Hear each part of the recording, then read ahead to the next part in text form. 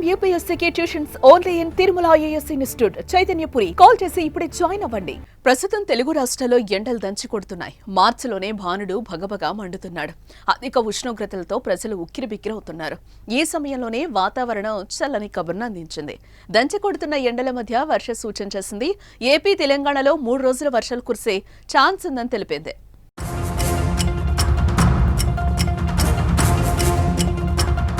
ఆంధ్రప్రదేశ్లో శని, ఆది, సోమవారాల్లో పలు ప్రాంతాల్లో తేలికపాటి నుంచి మోస్తరు వర్షాలు కురిసే అవకాశం ఉన్నట్టు వాతావరణ శాఖ పేర్కొంది.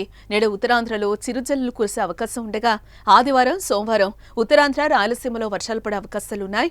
శనివారం రాష్ట్రంలో అక్కడక్కడ జల్లులు పడతాయి. ఇప్పటికే రాష్ట్రంలోని పలు ప్రాంతాల్లో వాతావరణంలో మార్పులు కనిపిస్తున్నాయి. ఎండలు తగ్గి మబ్బులు కమ్మేయటం కనిపిస్తోంది.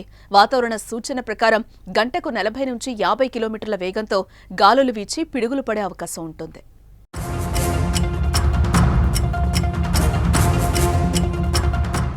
తెలంగాణలో వరుసగా 3-4 రోజులు అక్కడక్కడ వర్షాలు కురుస్తాయని వాతావరణ శాఖ అధికారులు చెబుతున్నారు. శనివారం, ఆదివారం, సోమవారానికి సంబంధించి వాతావరణ అధికారులు కొన్ని జిల్లాలకు ఎల్లో అలర్ట్ ను జారీ చేశారు.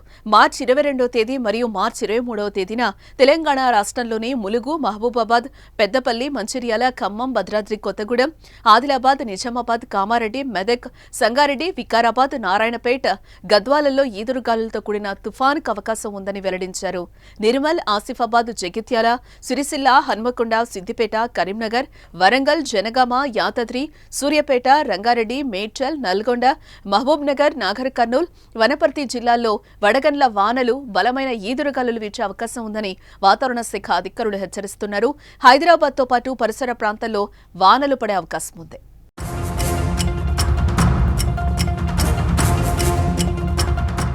ఎండల మధ్య వర్షాలు కురవడానికి చైనా వైపు వెళ్లే మేఘాలు మన వైపు రావడమే.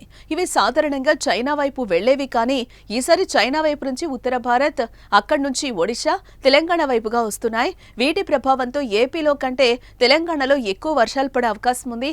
ఎండలకు ఉడికిపోతున్న ప్రజలకు వర్ష సూచన కాస్త ఉపశమనాన్ని కలిగిస్తున్న మామిడి రైతులకు కాస్త కష్టం కలిగించే అవకాశం ఉండడంతో ఆందోళన కలిగిస్తోంది.